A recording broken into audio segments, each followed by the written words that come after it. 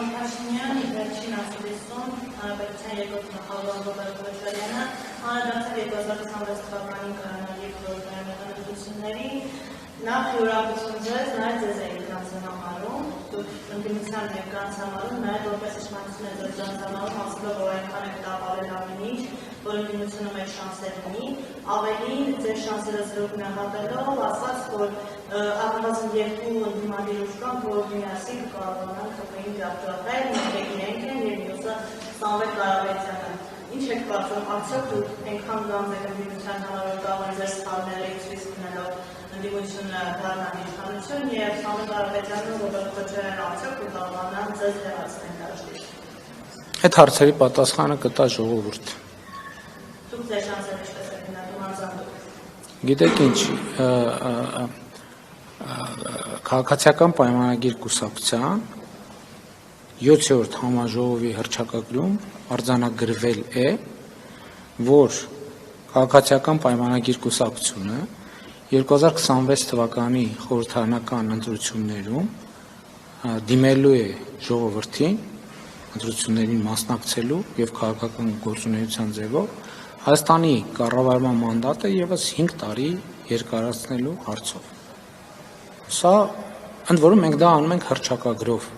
Մենք դա արձանագրում ենք հռչակագրով։ Ինչ վերաբերվում է մեր շանսերին, մեր բոլորի շանսերի մասին գնահատականը կտա ժողովուրդը։ Այն որ մենք գիտենք, որ ես ինքս ասացի կուսակցության 7-րդ համաժողովի մի ելույթում, որ այն քաղաքականությունը, որ մենք իրականացնում ենք եւ իրականացրել ենք 2021 թվականից ի վեր, այդ քաղաքականության հեղինակը ժողովուրդն է։ Այդ քաղաքականության հեղինակը մենք չենք, այդ քաղաքականության հեղինակը ժողովուրդն է, որը շատ ավելի իմաստուն է, քան ցանկացած քաղաքական գործիչ կամ ցանկացած քաղաքական ուժ։ Այստեղ մի խնդիր ունի ժողովուրդը, որ ժողովուրդը մի միասնական ձեռք չունի, որ վերցնի եւ այդ ծրագիրը գրի եւ նաեւ 2021 թվականի ընտրությունների քարոզարշավի արդյունքներով եւ հետագա հաղորդակցության արդյունքներով մենք ենք դարձել այն ձեռքը,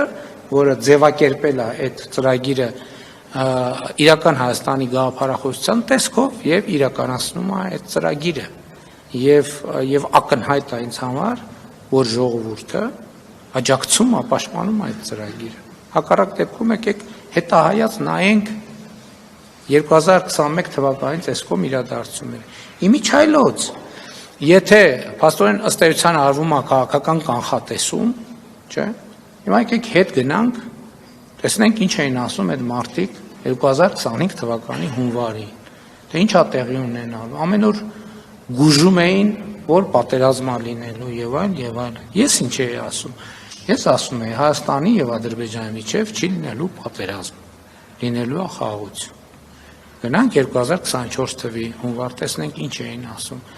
Այսինքն ինչի համար եմ ասում։ Ասում եմ, որպեսզի դուք գնահատեք ոմանց կանխատեսելու ընդունակություններ։ Իրանք 2021 թվականի ընտրություններին էլ էին այդ ասում։ Այդ չէին ասում։ Ասում էին, որ ձեր նշած անձը ասում էր, որ իրենք ասում են, որ պարտվելու են ընտրություններում։